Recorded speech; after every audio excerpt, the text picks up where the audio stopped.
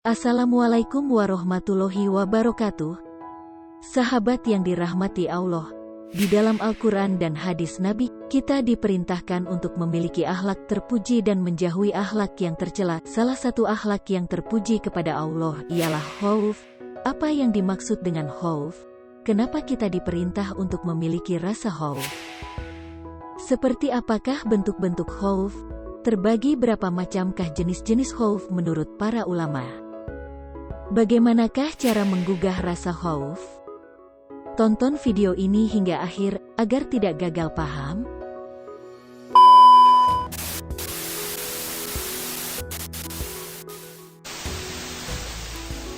Sebelum kita lanjutkan, perlu diketahui bahwa video ini dibuat untuk menasehati kreator, tidak untuk menasehati sahabat-sahabat semua yang tentunya lebih paham tentang masalah akhlak terpuji khususnya khauf. Jika sahabat-sahabat tertarik dengan video ini, alangkah baiknya sahabat dukung channel ini dengan cara subscribe, like and share video ini. Terima kasih. Baik, kita lanjutkan. Kata khauf berasal dari bahasa Arab yaitu khofa, yakhofu khaufan yang artinya takut. Yang dimaksud takut di sini adalah takut apabila melanggar larangan-larangan Allah karena akan berhadapan dengan murka Allah di akhirat kelak. Seorang mukmin yang baik akan merasa takut apabila dibiarkan oleh Allah, sehingga hidupnya tak terarah, akhirnya tersesat di jalan yang salah. Oleh karena itu, ia selalu berharap agar hidupnya selalu mendapat ridho dari Allah dan mendapat petunjuknya, sehingga akan bahagia baik di dunia maupun di akhirat.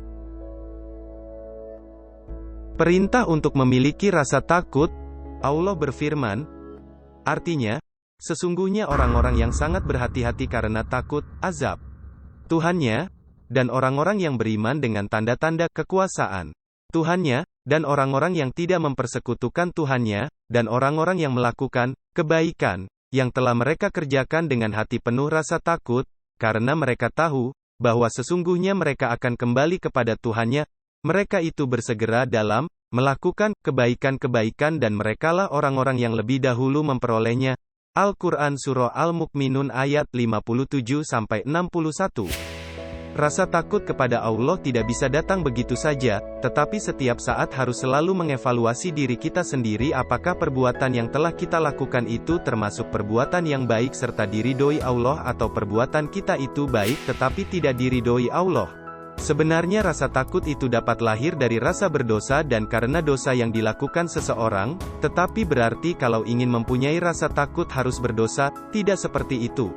Orang yang mempunyai rasa takut itu khawatir kalau amal yang telah dilakukan tidak diridhoi Allah. Orang yang takut kepada Allah adalah orang yang alim atau orang berilmu. Dengan demikian, mempunyai ilmu akan cenderung mengantarkan si pemiliknya untuk lebih dekat kepada Allah Subhanahu wa Ta'ala. Bentuk-bentuk khauf. Yang pertama, sebagai orang tua, Pak Budi selalu mengajari putra-putrinya untuk membaca kitab suci Al-Quran dengan baik dan benar, dan membimbing sholat 5 waktu secara disiplin. Pak Budi khawatir kalau anak-anaknya tidak dapat beribadah dengan baik dan benar, karena besok di hari kiamat setiap orang tua akan dimintai pertanggungjawabannya di hadapan Allah Subhanahu wa Ta'ala. Sebagaimana firman Allah. Artinya, wahai orang-orang yang beriman, jagalah dirimu dan keluargamu dari api neraka yang bahan bakarnya adalah manusia dan batu. Penjaganya adalah malaikat-malaikat yang kasar dan keras. Mereka tidak durhaka kepada Allah terhadap apa yang Dia perintahkan kepadanya dan selalu mengerjakan apa yang diperintahkan. Al-Quran Surah At-Tahrim ayat 6. Yang kedua, sebagai guru Pak Selamet sangat bersungguh-sungguh dalam membimbing siswa-siswinya. Kedisiplinan Pak Selamet bukan ingin sanjungan dari orang lain, tetapi semata-mata takut kalau anak didiknya tidak mempunyai masa depan yang cemerlang dan tidak taat kepada Allah Subhanahu wa Ta'ala. Jenis-jenis khauf. Para ulama membagi khauf menjadi 5 macam. Yang pertama yaitu khauf ibadah. Khauf ibadah adalah takut kepada Allah, karena Dia Maha Kuasa atas segala sesuatu, memuliakan siapa yang dikehendakinya dan menghinakan siapa yang dikehendakinya, memberi kepada siapa yang dikehendakinya dan menahan dari siapa yang dikehendakinya. Di tangannya lah kemanfaatan dan kemudaratan. Inilah yang diistilahkan oleh sebagian ulama dengan khaufus sir. Yang kedua yaitu khauf syirik. Khauf syirik adalah memalingkan ibadah qalbiyah ini kepada selain Allah, seperti kepada para wali, jin, patung-patung, dan sebagainya. Yang ketiga yaitu khauf maksiat, seperti meninggalkan kewajiban atau melakukan hal yang diharamkan karena takut dari manusia dan tidak dalam keadaan terpaksa. Yang keempat yaitu khauf tabiat, seperti takutnya manusia dari ular, takut singa, takut tenggelam, takut api, atau musuh, atau selainnya.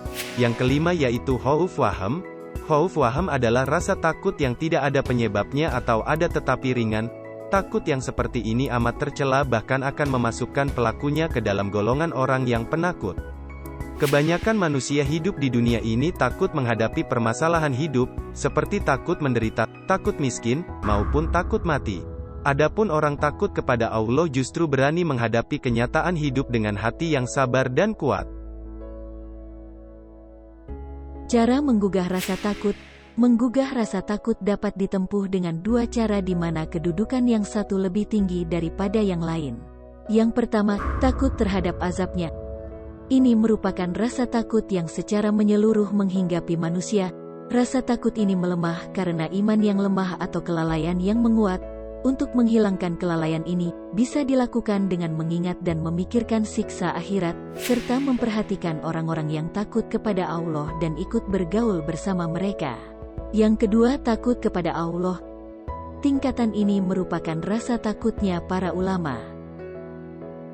Wallahu a'lamu bishawab. Ulang-ulangi video ini agar semakin tambah paham. Akhir kata. Wassalamualaikum warahmatullahi wabarakatuh.